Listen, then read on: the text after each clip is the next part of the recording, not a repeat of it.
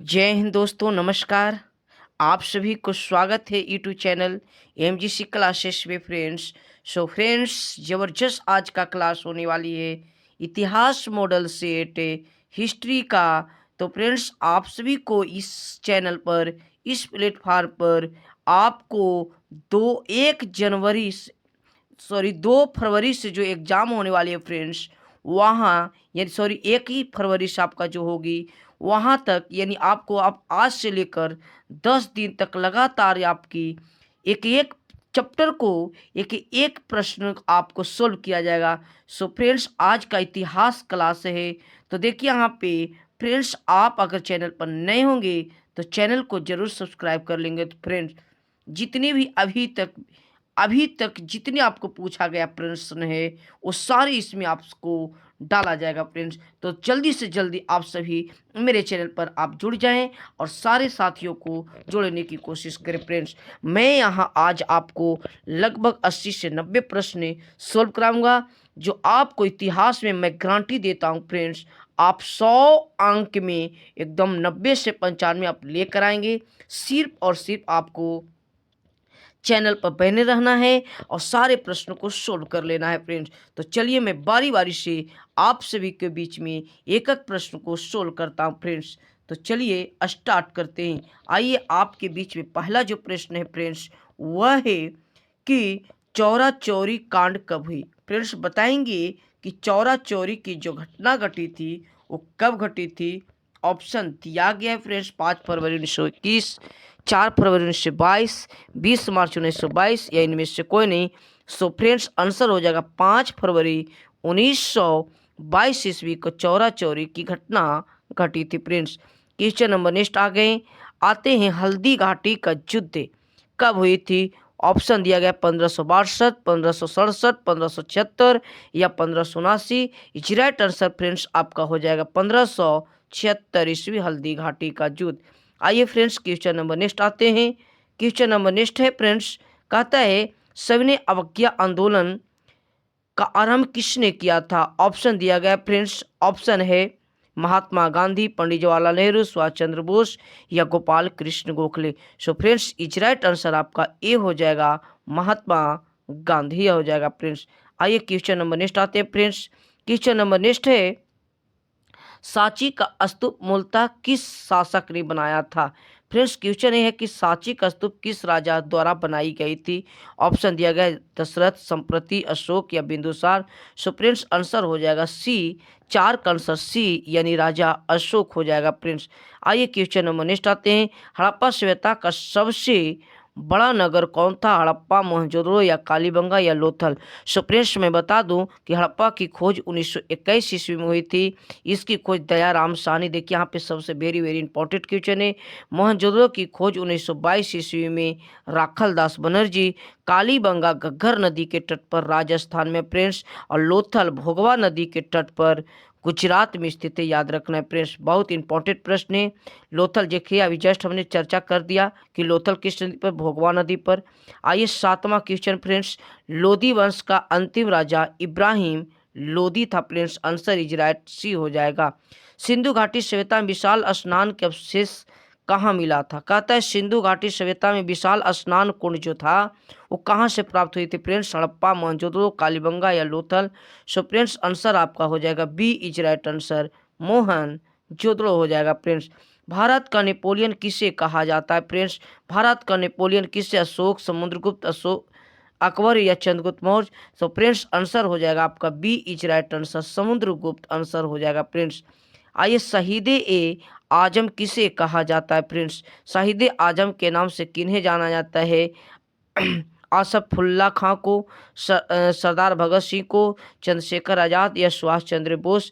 Friends, शहीद आजम के नाम से भगत सिंह को, यानी बी इज राइट आंसर हो जाएगा फ्रेंड्स। आइए फ्रेंड्स, क्वेश्चन नंबर नेक्स्ट आते हैं, दामिनी को क्या था। फ्रेंड्स, बहुत ही इंपॉर्टेंट और बहुत ही शानदार प्रश्न। तो दामिन इको क्या था। क्या एक भूभाग था, एक उपाधि था या तलवार था या इनमें से कोई नहीं। फ्रेंड्स, आंसर हो जाएगा आपका ए आंसर। फ्रेंड्स, आपको मैं एक सूचना दे देता हूँ कि सारे बच्चे को पता ही होगा, जो नहीं पता होगा वो भी मेरे चैनल पर नए होंगे वीडियो को शेयर एंड लाइक जरूर करेंगे। आपको 10 दिन लगातार इसी तरह के history, geography, political science, home science सभी तरह के आपको प्रश्न देखने को मिलेगा फ्रेंड्स। तो फ्रेंड्स, आप सभी मेरे चैनल पर नए होंगे तो वीडियो को शेयर एंड जरूर लाइक कर देंगे। चलिए फ्रेंड्स, आज का सेशन बहुत शानदार रहेगा, आप लोग वीडियो को अंत तक रहेंगे क्योंकि आज का जो क्लास रहेगा, क्योंकि आपका सब्जेक्टिव जो 2 नंबर का पूछता है, मैं यहाँ से आपको बहुत सा कैप्चर कर दूंगा फ्रेंड्स। तो आइए, काला कानून किसे कहा जाता है फ्रेंड्स? तो काला कानून रॉलेट एक्ट को कहा जाता है फ्रेंड्स। आइए, काला कानून जो रॉलेट पास जो हुआ था फ्रेंड्स 1919 ईस्वी को पारित किया गया था फ्रेंड्स।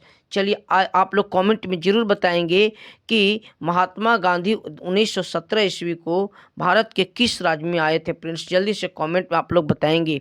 आइए, क्वेश्चन नंबर नेक्स्ट आते हैं। कुतुब मीनार का निर्माण किसकी स्मृति में करवाया गया था? तो आंसर हो जाएगा फ्रेंड्स कुतुबुद्दीन ऐबक के स्मृति में कुतुब मीनार का निर्माण किया गया था फ्रेंड्स। आइए, क्वेश्चन नंबर नेक्स्ट आते हैं। पूना समझौता कब हुई थी फ्रेंड्स? आप लोग कमेंट में जरूर बताएंगे कि पूना समझौता किन के बीच हुई थी। सो फ्रेंड्स, पूना समझौता 1932 ईस्वी में हुई थी फ्रेंड्स। याद रखना है, पूना समझौता 1932। एक बता दें कि यह पुणे महाराष्ट्र में हुआ था। पुणे का संबंध किससे? महाराष्ट्र से फ्रेंड्स। इंपॉर्टेंट क्वेश्चन है, मिला लेना। एग्जाम में आपको 100 आएगा, 100 में से आपको 50 ऑब्जेक्टिव रंगना है, उससे ज़्यादा मत रंगिएगा।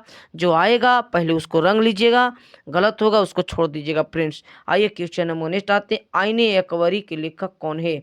आईने अकबरी के लेखक कौन है? बदायूं, अकबर या अबुल फजल या फैजी? सो फ्रेंड्स, आईने अकबरी के लेखक अबुल फजल इज राइट आंसर आपका सी होगा। आपको बने रहिएगा, आप सभी को सब्जेक्टिव क्वेश्चन भी बहुत ज़बरदस्त लेकर आए हैं। सो फ्रेंड्स, आइए क्वेश्चन नंबर नेक्स्ट।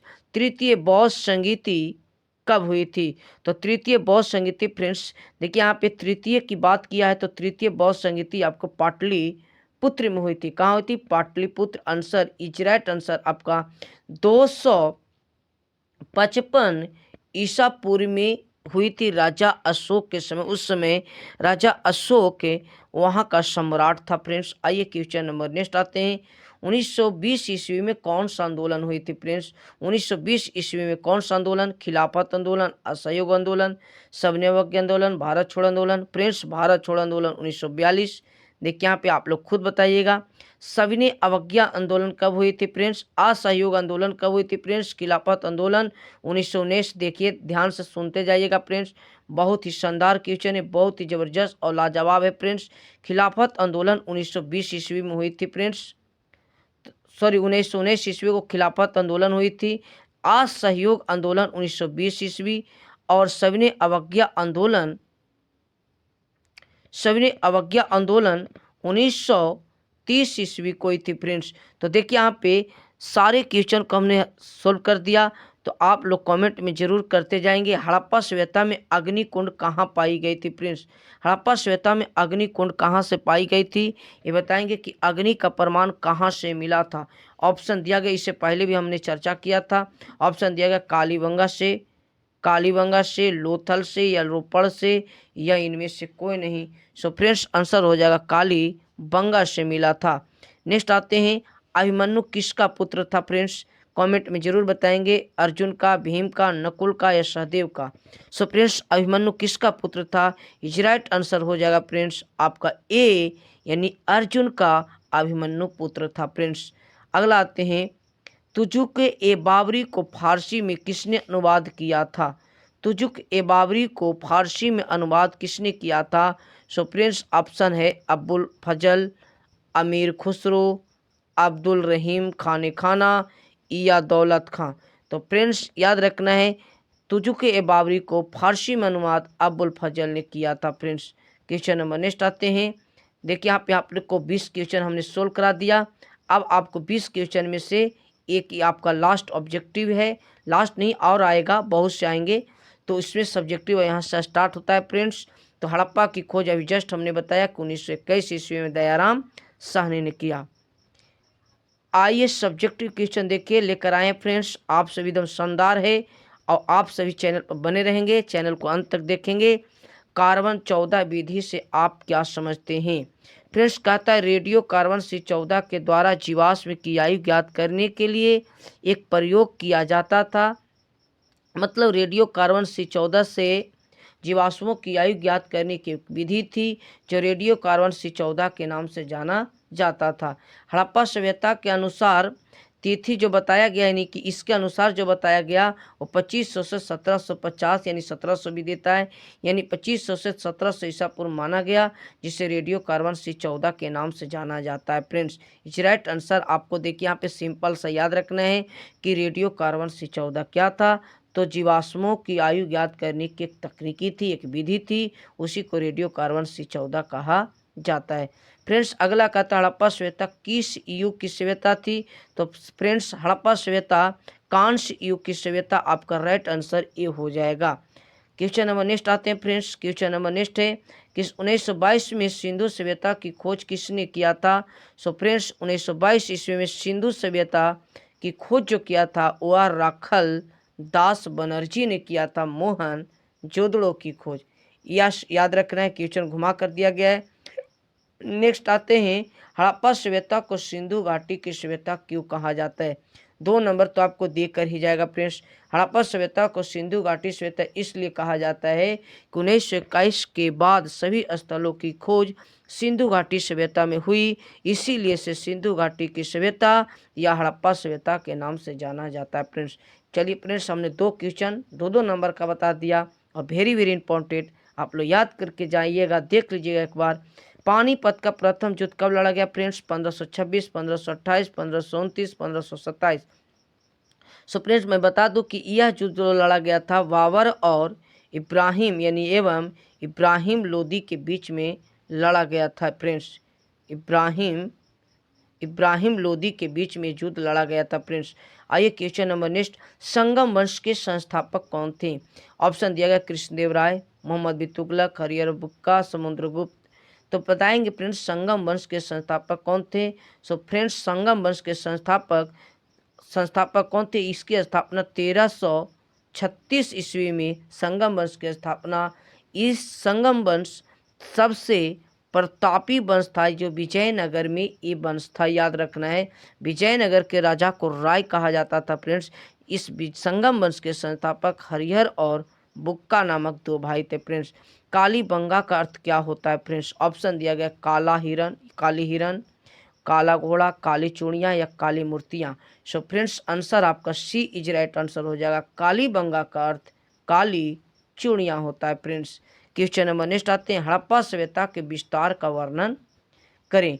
फ्रेंड्स बहुत ही शानदार क्वेश्चन है। हड़प्पा सभ्यता के विस्तार कहता हड़प्पा सभ्यता का आकार त्रिभुजाकार था। इसमें बहुत लंबा जोड़ सकते हैं फ्रेंड्स। हड़प्पा सभ्यता का आकार त्रिभुजाकार था, जो यह उत्तर में जम्मू कश्मीर के मांदा जिला तथा दक्षिण में महाराष्ट्र सौराष्ट्र के अहमदनगर तथा पश्चिम में बलूचिस्तान मकराना तट तक फैला हुआ था। यह उत्तर पूर्वी क्षेत्र के आलमगीरपुर उत्तर प्रदेश मेरठ जिला में फैला हुआ है। इसका क्षेत्रफल की बात करें फ्रेंड्स तो 12,99,600 वर्ग किलोमीटर में फैला हुआ था। सो फ्रेंड्स इसको याद रखना, बहुत ही वीवीआई क्वेश्चन है इसका।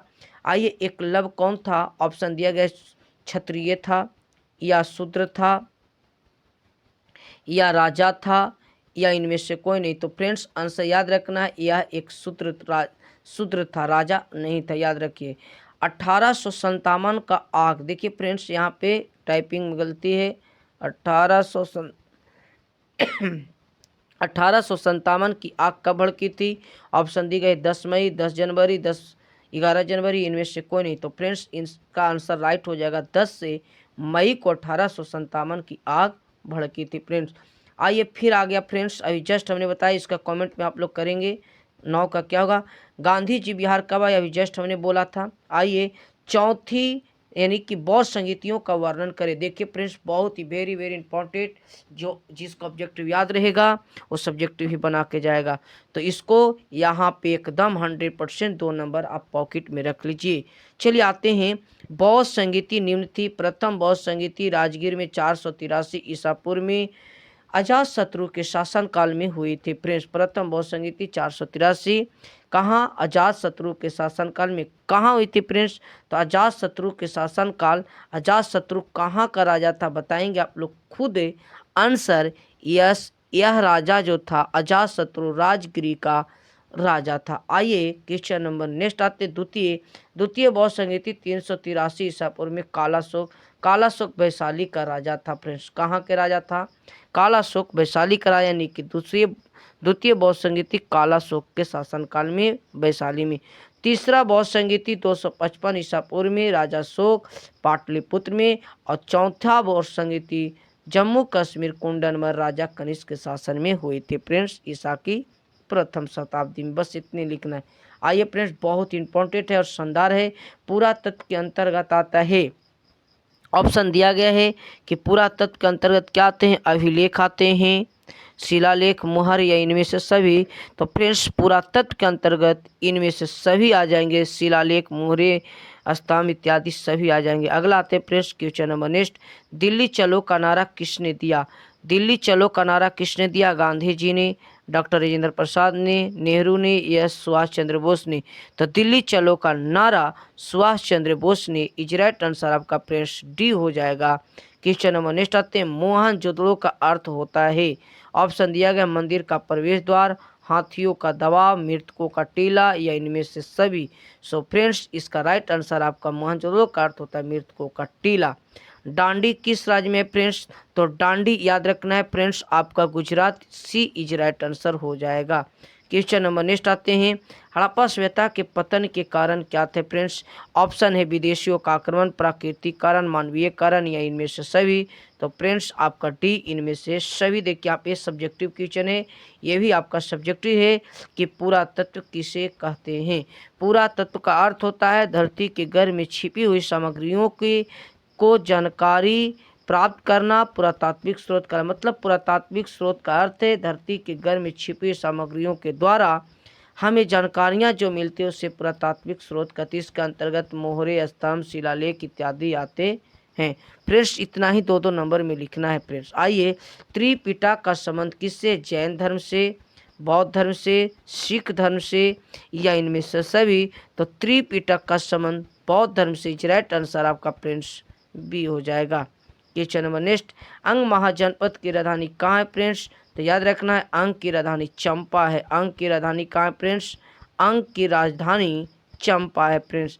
आइए, हड़प्पा सभ्यता के किस स्थल से स्त्री के गर्भ से पौधा निकलते दिखलाया गया फ्रेंड्स? तो बताएंगे कालीबंगा से, मोहनजोदड़ो से, राखीगढ़ से या लोथल से। सो फ्रेंड्स आंसर जी यस, जिसका आंसर आ गया है बी, और राइट आंसर हो गया आपका बॉल।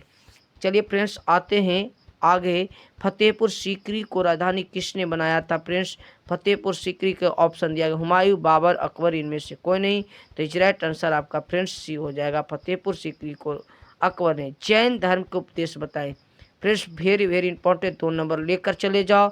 जैन धर्म के उपदेश निम्न थे। पहला सत्य, अहिंसा, अपरिग्रह, अस्त्य, ब्रह्मचर्य। जो महावीर स्वामी ने अपने ब्रह्मचर्य शब्द को जोड़ा था, यानी कि ब्रह्मचर्य शब्द जोड़ा था। आंसर इज राइट आंसर हो जाएगा। पहले से 4 थे, उन्होंने 5वां सिद्धांत ब्रह्मचर्य शब्द को जोड़ा था। मुगल वंश के संस्थापक कौन है फ्रेंड्स? मुगल वंश के संस्थापक कौन है? ऑप्शन दिया गया बाबर, हुमायूं, अकबर या इनमें से कोई नहीं। सो फ्रेंड्स आंसर हो जाएगा आपका ए, मुगल वंश के संस्थापक बाबर हो जाएंगे। आइए फ्रेंड्स क्वेश्चन नंबर नेक्स्ट। मंदिर के प्रवेश द्वार को क्या कहते हैं? तो मंदिर के प्रवेश द्वार को क्या कहते हैं? गोपुरम कहते हैं। इज राइट आंसर आपका बी हो जाएगा फ्रेंड्स। फ्रेंड्स आइए क्वेश्चन नंबर नेक्स्ट आते हैं। हुमायूं नामा के लेखक कौन है? हुमायूं नामा के लेखक कौन है? तो गुलबदन बेगम हो जाएगी फ्रेंड्स। इज राइट आंसर आपका सी हो जाएगा। क्वेश्चन नंबर नेक्स्ट आते हैं। अर्थशास्त्र पर संक्षिप्त में टिप्पणी दें। कहता है अर्थशास्त्र के लेखक कौटिल्य या विष्णुगुप्त थे। जो यह पुस्तक राजनीतिक पर आधारित थी। इसमें मौर्य साम्राज्य के इतिहासों का वर्णन किया गया है, जो 1919 ईस्वी में प्रकाशित किया गया। 15 अधिकरण और 180 प्रकरणों में विभक्त था। चंद्रगुप्त मौर्य वंश के इतिहासों की जानकारी, यानी जो चंद्रगुप्त मौर्य के इतिहासों का वर्णन इसमें किया गया फ्रेंड्स। आइए क्वेश्चन नंबर नेक्स्ट, घटोत्कच कौन था? फ्रेंड्स, भीम का भाई, भीम का दादा, भीम का पुत्र, भीम का नाना। सो फ्रेंड्स, घटोत्कच भीम का पुत्र था। इज राइट आंसर आपका सी हो जाएगा। फ्रेंड्स, महाभारत किस भाषा में लिखी गई है? तो अरबी भाषा, हिंदी भाषा, संस्कृत या उर्दू?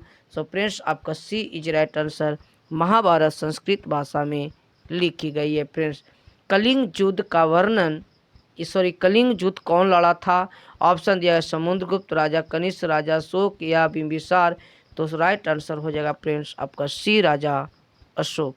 एशिया का रोशनी किसे कहा जाता है? फ्रेंड्स, ऑप्शन दिया गया महात्मा गांधी को, महावीर स्वामी को, डॉक्टर राजेंद्र प्रसाद को, गौतम बुद्ध को। सो फ्रेंड्स, आपका याद रखना है एशिया का रोशनी गौतम बुद्ध को कहा जाता है। रामकृष्ण मिशन के संस्थापक कौन थे? तो रामकृष्ण मिशन के संस्थापक रामकृष्ण परमहंस थे। याद रखना है फ्रेंड्स, आपका राइट आंसर ए हो जाएगा। इब्न बतूता कौन था? So friends, very very important question. Ibn Battuta Morocco देश का रहने वाला था। वह भारत 1333 ईस्वी में मोहम्मद बिन तुगलक के दरबार में भारत आया था। जो उसकी चतुराई को देखकर मोहम्मद बिन तुगलक ने दिल्ली का काजी नियुक्त किया था। जो मोहम्मद बिन तुगलक ने भारत आया तो उसने एक रिहला नामक पुस्तक का भी वर्णन, अपनी यात्रा का वर्णन करता है तथा उन्हें अजीब अजीब चीज़ों को यहाँ पे उल्लेख किया, जैसे नारियल को अजीब बताया, पान के पत्ते को अजीब बताया था। इसलिए इन्होंने अलग अलग तरह से इब्न बतूता ने वर्णन किया है। फ्रेंड्स, आइए इब्न बतूता किस देश से आया था? तो याद रखना वह मोरक्को देश का रहने वाला था, फिर का महाद्वीप का था। फ्रेंड्स, हड़प्पा सभ्यता किन दो देशों की प्रमुख नगर है? तो याद रखना है फ्रेंड्स, भारत और पाकिस्तान। आंसर बी हो जाएगा। फ्रेंड्स, आपका ये मैराथन क्लास के समान चल रही है, तो आप लोग इसको सारे प्रश्न जितने भी है उसको एक बार देख लेंगे। वीडियो को शेयर एंड लाइक जरूर करेंगे। फ्रेंड्स, चलिए, भारतीय पुरातत्व का पिता किसे कहा जाता है? तो भारतीय पुरातत्व का पिता किसे कहा जाता है? दयाराम साहनी को, इरेटोस्थनीज को, कनिंघम को या राखालदास बनर्जी को। तो फ्रेंड्स, याद रखना है भारतीय पुरातत्व का पिता अलेक्जेंडर कनिंघम को माना जाता है। अल बरूनी पर संक्षिप्त में टिप्पणी दे। सो फ्रेंड्स, आज ये लास्ट क्वेश्चन है कि अल बरूनी पर संक्षिप्त में टिप्पणी दे। तो देखिए, अल बरूनी का जन्म उज्बेकिस्तान के खीवा यानी ख्वारिज में हुआ था, जिसे ख्वारिज भी कहते थे। इसने महमूद गजनवी के साथ 1017 ईस्वी को भारत आया था। जो 1030 ईस्वी में इसने अपनी पुस्तक किताब उल हिंद की रचना कर दी थी। जो यह भिन्न भिन्न भाषा का विद्वान थे, अरबी भाषा, फारसी भाषा, है ना, हिंदी भाषा, उर्दू भाषा का ये विद्वान थे। फ्रेंड्स, सो फ्रेंड्स, आप सभी को वीडियो कैसा लगा? वीडियो पसंद है तो वीडियो को लाइक एंड शेयर जरूर करेंगे। लेकिन आप सभी तब तक बने रहिएगा जब तक आपको एग्जाम को तोड़ेंगे नहीं, तब तक हम छोड़ेंगे नहीं। तो थैंक यू, धन्यवाद दोस्तों।